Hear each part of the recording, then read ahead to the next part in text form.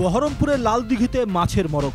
দুদিন আগেই স্থানীয় মৎস্যজীবীরা জানান বিষক্রিয়ায় মৃত্যু হচ্ছে প্রায় 40 কুইন্টাল মাছের। বুধবার থেকে পচা মাছের গন্ধে এলাকার মানুষ অতিষ্ঠ। খুব বিরক্ত লাগছে, এটা তো হওয়া উচিত না। আরো দূষণ ছড়াবে, প্রচন্ড গন্ধ, সহ্য করা যাচ্ছে না। আমরা চাই এটার একটা ব্যবস্থা হোক, যেন এরকম না হয়। জনসাধারণ সবসময় তো এই রাস্তা যাতায়াত মানে ভিড় সবসময় কোনোবারই এরকম হয় না। না, মানে কি চাইছেন যে তাড়াতাড়ি এটা যাতে ঠিক হয়ে যায়, এরকম যাতে পরিষ্কার থাকে সেই রকম ব্যবস্থা করতে হবে।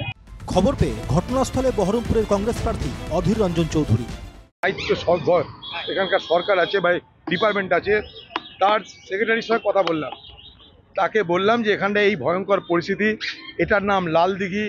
লালদিঘির পাশে হাজার হাজার মানুষ যাতায়াত করে, রুগী থেকে আরম্ভ করে সাধারণ বসবাসকারী সকলের এই পচা লালদিঘির আজকে দুঃস্বপ্নে রূপান্তরিত হয়েছে।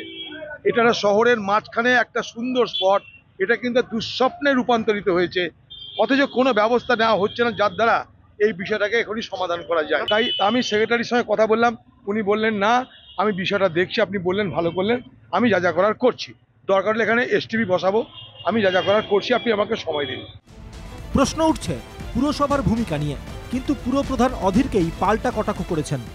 এই লালদিঘিটাকে যত পাড় আছে ভেঙে যাচ্ছে, সেগুলো বহরমপুর মিউনিসিপ্যালিটির উদ্যোগে এগুলো সংস্কার হবে, গাছ লাগবে, এটা আরও বিউটিফাইড করা হচ্ছে।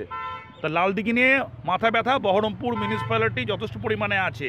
চুরিটা অধীর চৌধুরী দীর্ঘদিন ধরে করে গেছে, ওর কোনো পারপাস সলভ হচ্ছে না। ওর বাড়ির চাকর বাকর থেকে আরম্ভ করে ওর যে গাড়ির তেলের খরচা, ওর যে ভ্রমণের খরচা, ওর যে আমোদ প্রমোদের খরচা, সেটা বহরমপুর মিউনিসিপ্যালিটি থেকে বহন হতো যখন ও ছিল, সেটা হচ্ছে না বলে ওর মাথা খারাপ হয়ে আছে।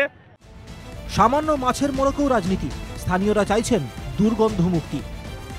মুর্শিদাবাদ থেকে বিনয় রায়ের রিপোর্ট, NKTV বাংলা।